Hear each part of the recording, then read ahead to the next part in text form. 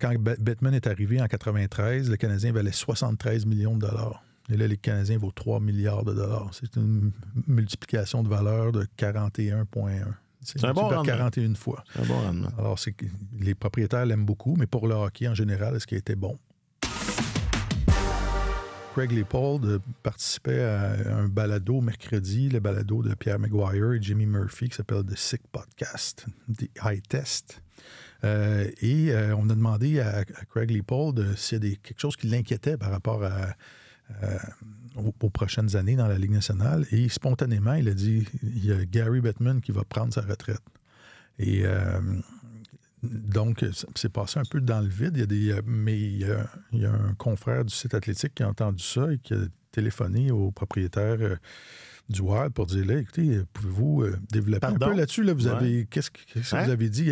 Bettman va prendre sa retraite. Et Craig Leopold a dit, écoutez, Gary Bettman nous a prévenu avant la réunion des gouverneurs le mois dernier de commencer à préparer sa succession, là, à préparer un éventuel successeur. Et on lui a demandé est-ce que vous avez formellement commencé ce processus-là de rechercher un successeur? Et il a répondu, je dirais que oui. Alors, c'est quand même, si le changement est pour survenir dans 3 ans, tu commences pas formellement à essayer d'identifier un successeur. Et Léopold a quand même bien enveloppé ce qu'il disait. Là. Il disait, on est une entreprise de 6,6 milliards de dollars. C'est notre PDG qui annonce qu'il faut préparer sa succession. Il faut prendre ça au sérieux. Et c'est quand même un passage inquiétant parce que c'est un très bon PDG. Je trouve ça drôle qu'il appelle un PDG au lieu d'un commissaire les propriétaires. Et justement, Bettman était de passage au Minnesota hier soir. Il s'est fait questionner là-dessus. Et sa version était un peu différente de celle de Léopold. Et ça, je trouvais ça intéressant. Il n'est pas étonné. Gary. Et donc, lui a dit non, c'était simplement, je trouvais que ça aurait été irresponsable de ne pas prévenir des propriétaires, de commencer à penser au fait que je ne suis pas éternel. Ouais. Là, je suis en poste depuis longtemps, j'ai 72 ans. Quand vous avez un PDG qui est en place depuis très longtemps, c'est plus compliqué de faire un changement à la direction. Fait que je trouvais ça important de le mentionner, mais je suis toujours aussi passionné par mon travail et je suis pas préparé à la retraite immédiate. Donc, je sais pas s'il tenait ce discours-là, Bettman, pour tuer un peu l'histoire, pour pas que ça devienne une grosse boule de neige, là.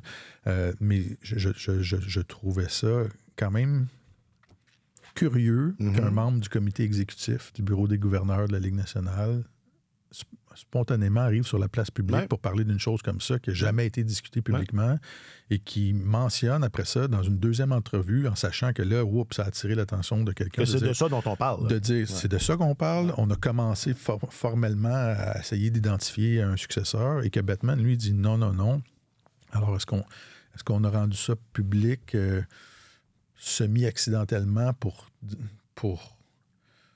peut-être indiquer à Bettman que là, on commence à travailler sur la passation des pouvoirs, ou est-ce que c'était vraiment accidentel? Puis, si on regarde aussi l'actualité de la Ligue nationale, il y a la convention collective qui se termine le 15 septembre 2026.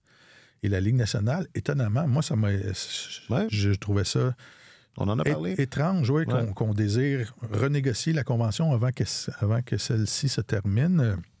Et les négociations sont supposées commencer là, d'une février, je pense. Oui, d'une semaine à l'autre. Et Gary Bettman a même dit au cours des dernières semaines, ça va tellement bien que j'espère qu'on va pouvoir annoncer la conclusion d'une nouvelle convention collective avant la finale de la Coupe Stanley, avant ma conférence de presse sur l'état de l'Union, là, avant la finale de la Coupe Stanley. Et encore, ce serait plus qu'un an avant la fin de la convention collective. Et pourquoi cet empressement? Alors, est-ce que Bettman prépare sa sortie et veut négocier la dernière convention collective.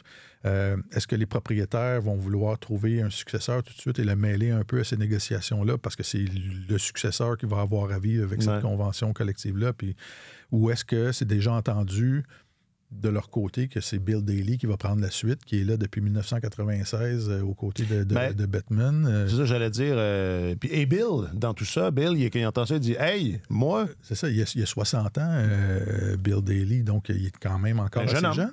Sauf que... Bettman a été très bon pour les propriétaires, mais il faut se souvenir qui était Gary Bettman. En 1993, c'était un jeune avocat de 40 ans qui était le numéro 3 à la NBA.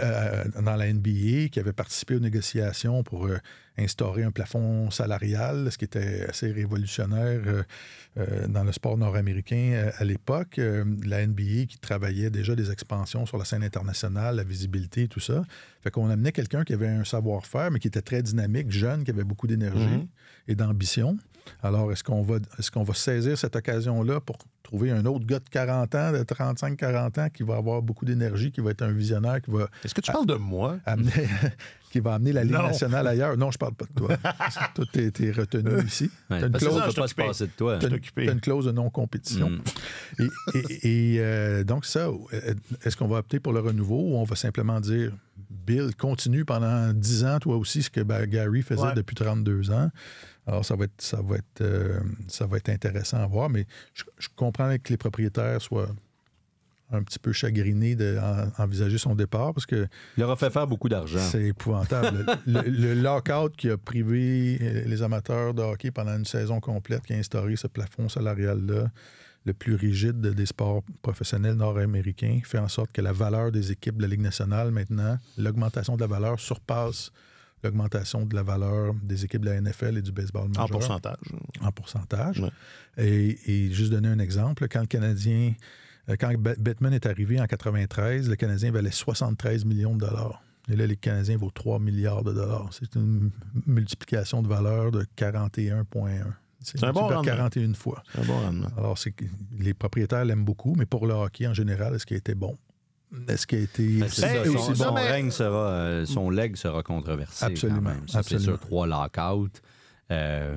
Au Canada, certainement, des déménagements. Il s'est obstiné à la vie, à la mort. S'est battu bec et ongle pour maintenir en vie des franchises, eux en particulier. En Arizona. Qui aurait dû quitter il y a longtemps. Donc, il y avait ses marottes. Les Jeux olympiques. Les Jeux olympiques. Ou l'absence. Il y avait ses marottes. Il s'y est accroché pour le meilleur et pour le pire. Mais on ne peut pas dire qu'il n'aura été que bon pour le développement du hockey, même s'il a fait de bonnes choses. Le fait que la Ligue nationale soit une des seules ligues majeures sur la planète à ne pas reconnaître le lien entre les coups à la tête répétés et les maladies dégénératives du cerveau, c'est épouvantable.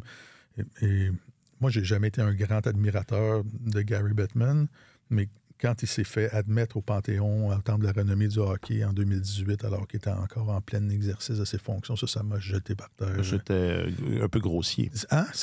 Mais ça a été le cas de plusieurs c'est pas la première... anciens commissaires ou présidents de la Ligue nationale. Là, on dirait que pour être sûr d'y être... C'est Colin Campbell qui est rentré récemment. C'est ça. C'est un peu, toute la garde, un peu malaise. Beaucoup de gens de la garde rapprochée qui ont été admis au Temple de la renommée.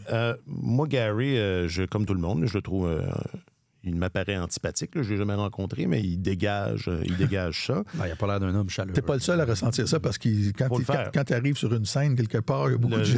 Il faut monter le thermostat parce qu'il y a quand même un petit courant. Puis je suis entièrement d'accord avec toi, Martin, pour, comment dire, moi je trouve ça a été mauvais pour les joueurs. Oui. Qui, effectivement, ont vu leurs conditions ne pas s'améliorer au même niveau que celles de leurs confrères des autres sports professionnels. Ça, c'est indéniable. De les priver des Jeux olympiques, le partisan et la partisane en ont été volés. Ça, il n'y a pas de doute. Mais ça va me permettre d'expliquer aux enfants la vraie signification de l'adage « le client a toujours raison ». Le client a toujours raison. Là. Ça ne veut pas dire que si... il se plaint d'une affaire qui le concerne juste lui, qu'il a raison.